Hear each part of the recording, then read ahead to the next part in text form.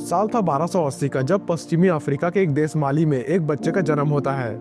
आज इस बच्चे की किलकारियां कल उस राजा की आवाज में बदलने वाली थी, जो बड़ा होकर इस धरती का आज तक का सबसे अमीर इंसान बनने वाला था। इतना अमीर कि आजकल के बिलियनर्स जैसे कि एलॉन मस्क, जेफ बेजोस और बाकी के जितने भी अमीर हैं, उनकी भी वेल्थ अगर साथ में जोड़ दी जाए तो भी इसके रईसी की कोई भी पास ना आ पाए। इस बच्चे का नाम था मंसा मूसा।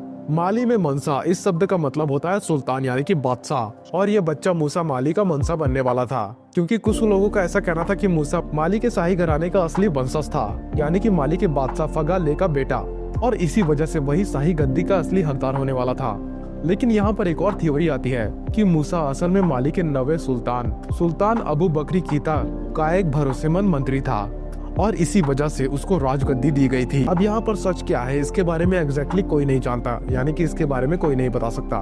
तो चलो सीधा मूसा के मंसूबे के सफर पे आ जाते हैं। अब यहाँ पर हुआ यूं था कि 1312 में बादशाह अबू बकरी के दिमाग में एक बात आती है कि मेरे इस विशाल राज्य को और बढ़ाया जाए। और फिर क्या था, उन्होंने इस बात पर अमल कर 200 सैनिकों से भरी और 100 खाने पीने से भरी कश्तियों को अटलांटिक महासागर के छोर का पता लगाने के लिए भेज दिया, ताकि उस पार अगर कोई हो तो उसके लोग उस जमीन पर भी कब्जा कर सके, ताकि वह अपने साम्राज्य को और भी ज्यादा बढ़ा सके। लेकिन ऐसा कुछ होता ही नहीं। इन कश्तियों को वहां पर जाकर काफी वक्त गुजर गया और ना ही कोई इंसान वापस आया और ना ही कोई कश्ती। 300 कश्तियां वहां पर गई थी, लेकिन एक भी लौटकर वापस नहीं आई। लेकिन एक कश्ती एक दिन अचानक से वापस आती है। उसकी हालत बहुत ही ज्यादा बुरी थी, लेकिन और उसके लौट आने के बाद जब उसके कप्तान से पूछा गया था कि इस कश्ती की इस हालत का आखिर गुनहगार कौन है, तो उसके मुंह से एक ही चीज निकली, भयानक समुद्री चक्र। उन सारे के सारी कश्तियों को, उनमें मौजूद इंसानों को और उनमें मौजूद सारे के सारे खाने पीने की चीजों को उस चक्रव्यूह ने, यानी कि समंदर में बने चक्रव्यूह ने अपने अंदर निकल लिया। और वो कश्ती का कप्तान अपने कश्ती को बड़े मुश्किल से बचते बचाते हुए वापस लेकर आया था। अब ये सारी बातें सुनने के बाद सुल्तान बहुत ज्यादा निराश हो गए कि वो ऐसा सिचुएशन में कुछ नहीं कर पाए, बस हाथ में हाथ धरे बैठे रहे।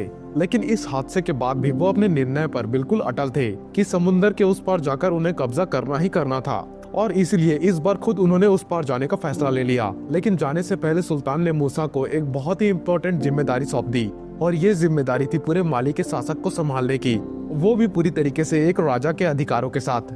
बस क्या था, वो इसके बाद 3000 जहाजों के साथ वहां से निकल पड़े अटलांटिक ओशियन के छोर की ओर। जिसके बाद वक्त बीता, साल बीते, उसके बाद सदियां भी बीत गई, लेकिन अबू कभी भी वापस लौटकर नहीं आए। हर किसी ने एक पॉइंट के बाद उनकी वापस आने की आशाएं छोड़ दी थी, लेकिन अनफॉर्चुनेटली उनके वापस न आने से माली के शासक को कोई भी फर्क नहीं पड़ा। इनफैक्ट माली शासक अबू के समय तक तो अच्छा था ही, लेकिन मूसा के आने के बाद ये अलग ही बुलंदियों को छूने लगा। एंड ऑफ कोर्स ये मूसा को कोई तुक्का नहीं था, लेकिन उसकी सोची समझी स्ट्रेटेजी का एक हिस्सा था। गद्दी पर आने के बाद सबसे पहले तो मूसा ने ये सोचा कि कैसे राज्य की आय को, यानी कि रेवेन्यू को बढ़ाया जा सके। और उस वक्त इस सवाल का जवाब एकदम से सिंपल था।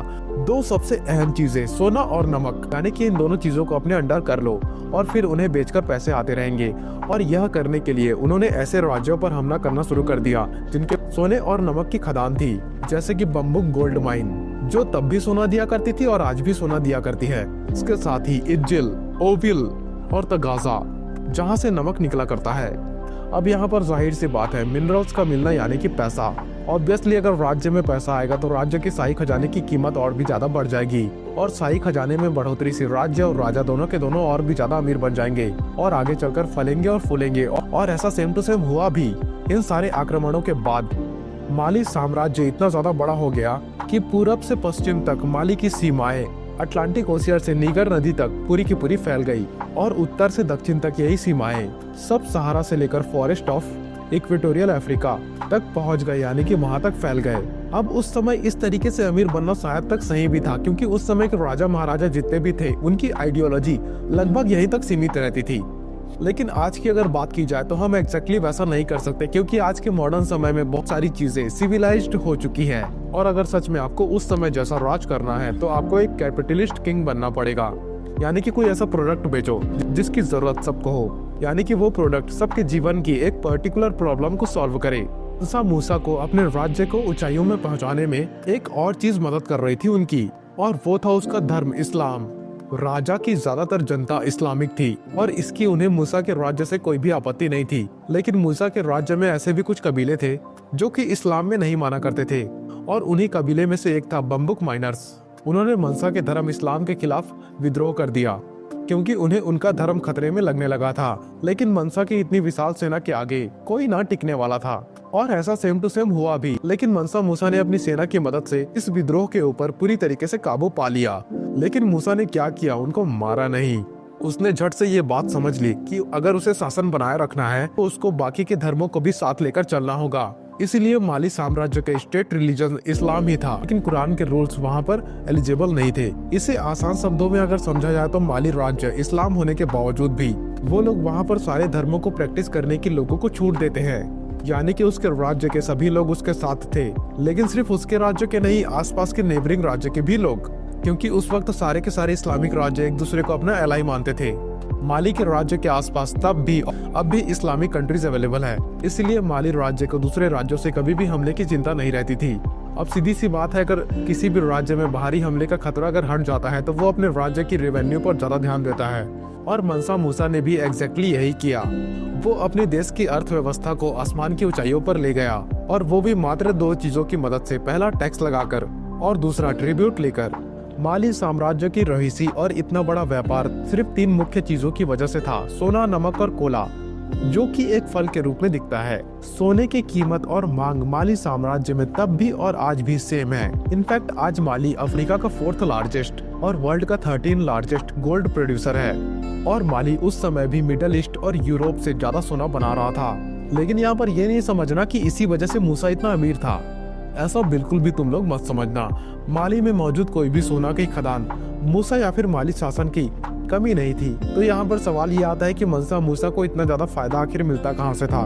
इसका आंसर मैं आपको देता हूँ। जो भी खदान से सोना निकलता था ना, उसके ऊपर उसने टैक्स लगाकर रखा हुआ था। इतना ज्यादा टैक्स कि पूरा का पूरा माली उस समय उस टैक्स के बल पर चलता था, और इसीलिए मूसा को कभी भी इन खदानों को अपने काबू में लाने की जरूरत पड़ी ही नहीं। इनफैक्ट मूसा ने इन खदानों की लोकेशंस को भी दुनिया के नजरों से छुपा के रखा था। माइनर कम्युनिटीज के लोग सोना स्वीडन के मिडलमैन को अपने जरूरतों के हिसाब से बेचा करते, और ये स्वीडनी जरूरत की चीजों को बाहरी ट्रेडर्स से खरीदा करते, और इस तरीके से किसी भी बाहर वाले को इन माइंस का पता ही नहीं चला। लेकिन दूसरी ओर अगर देखा जाए तो नमक की खदानें और कोला फल माली की अर्थव्यवस्था में बहुत अहम भूमिका निभा रहे थे। अब यह नमक कोई खास नमक नहीं था, यह रोजमर्रा के खाने में डालने वाला ही नमक था। लेकिन इसका इस्तेमाल मात्र खाने के लिए नहीं, बल्कि सहारा रेगिस्तान में खाने की चीजों को खराब होने से बचाने में भी किया जाता था, और इसीलिए उस वक्त नमक की कीमत भी सोने से कम नहीं थी। और कोला, जो कि एक ऐसा फल है जो कि रेगिस्तान में पानी की जब प्यास लगती है तो उसको रोकने में मदद करता है, और इसी वजह से इन दोनों चीजों का व्यापार काफी ज्यादा बढ़ रहा था। अब सिंपल सी बात है, जिन चीजों की काफी ज्यादा डिमांड होगी उन सभी चीजों पर टैक्स ज्यादा लगेगा, और आज भी इन चीजों की ट्रेड पर मूसा ने बहुत हैवी टैक्स लगाकर रखा था। और बस इसी की वजह से मनसा मूसा इतनी अमीरी में जी रहा था कि आज अगर किसी जानकार से पूछा जाए कि उसकी वेल्थ आखिर कितनी थी, तो उसका बस एक ही जवाब होगा, और वो है इनकैल्कुलेबल। और इस वेल्थ का नजारा मनसा मूसा की 9600 किलोमीटर की हज यात्रा के दौरान देखने को मिला। बाकी मुसलमानों के तरह मनसा मूसा भी अपनी हज यात्रा पूरी करने साल 1324 में निकल पड़ा। लेकिन इस पूरी यात्रा में वो अकेले नहीं था, उसके साथ पीछे पीछे एक बहुत ही बड़ा काफिला निकला हुआ था, इतना बड़ा जिसके बारे में आप सोच भी नहीं सकते। वेल, आप गैस करना चाहोगे तो गैस कर सकते हो। वैसे आपको क्या लगता है कितने सारे होंगे? 5000, 10,000, 20,000, 15,000? वेल, 60,000 लोग उनके पीछे थे, जिसमें से 12,000 मात्र गुलाम थे। उनका काम था सोने से भरे बक्सों को उठाना। इसके अलावा 8 ऊंट जिनके पेट पर लदे सोने के पाउडर के बक्से लदे हुए थे। और ऐसा क्यों? ये सारा का सारा सोना असल में चैरिटी के लिए था, और करीबन 20,000 किलो सोना मात्र बांटने के लिए था। जैसे जैसे मूसा आगे बढ़ता ना, वहाँ पर जितने भी जरूरतमंद लोग दिखते उनको वो सोना वो बांट देता। इसके अलावा जहाँ पर भी उसका काफिला शुक्रवार को रुकता, उन जगहों पर उसने मस्जिदें बनवाई। और एक जगह पर पहुंचने के बाद मूसा की दूसरी बीवी को रेगिस्तानी धूल से थोड़ी सी परेशानी होने लगी, तो उस जगह पर उसने तुरंत ही एक इरिगेशन सिस्टम बनवा दिया। मूसा ने कायरो, मक्का और मदीना, इन सारी जगहों पर 20-20 हजार की सोने की ईंटें बांटी। मैं आपको बता देता हूँ कि आज तक बहुत सारे राजाओं ने दान दिए हैं, लेकिन इसने इतना बड़ा दान दिया था, ये इस बात से आप जान सकते हो कि उसकी सरकार की वजह से पूरे मिडिल ईस्ट और अफ्रीका में हाइपर इन्फ्लेशन आ गया था। इतना बड़ा इन्फ्लेशन कि सोने का भाव एक ही झटके में गिर गया था। और इंसानी इतिहास में यह बहुत पहली बार हुआ था जब किसी इंसान के दान की वजह से किसी रीजन में हाइपर इन्फ्लेशन आ जाए। लेकिन उसके आगे सोने के भाव का आखिर क्या हुआ, इसके बारे में इतिहासकारों ने कहीं पर लिखा हुआ नहीं है।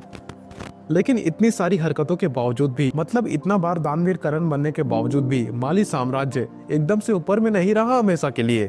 मूसा के मौत के तुरंत बाद उसके सारे मंत्रियों ने अचानक से बेईमानी करना शुरू कर दिया और राज्य को अपने इन्फ्लुएंस के हिसाब से नचाने लगे। और वो राज्य जिस पर मूसा ने कब्जा किया था, वो लोग अपने विल से उनसे अलग हो गए और इसी के साथ माली साम्राज्य का पूरी तरीके से खात्मा हो गया। अगर देखा जाए तो माली साम्राज्य के राजा और वहाँ के लोग खुश, राज्य में इतना खजाना मौजूद था कि कोई दूसरा राज्य उन पर हमला भी नहीं करता। इसी वजह से माली साम्राज्य दुनिया में इतना अमीर बन पाया। लेकिन आप मुझे यहाँ पर बताओ कि इस कहानी से आपको क्या सीख मिलती है और हमारा भारत देश हिस्ट्री के इस एपिसोड से क्या इम्प्लीमेंट अपने अंदर ला सकता है। कमेंट सेक्शन में अपनी राय जरूर दीजिएगा और इस वीडियो को लाइक और मेरे चैनल सब्सक्राइब करने के बाद उस बेल आइकन को जरूर दबाइएगा।